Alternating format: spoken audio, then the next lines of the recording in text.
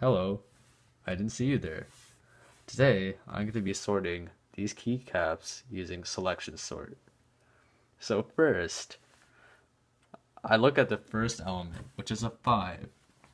Then I look at the rest and see which one is the smallest. The 1 is the smallest, so I'm going to switch that with the 5.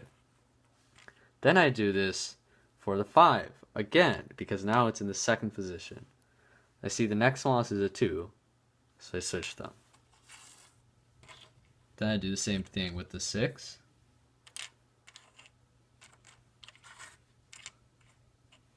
Then the 4.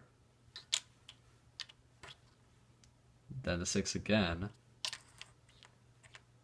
And now it's in sorted order.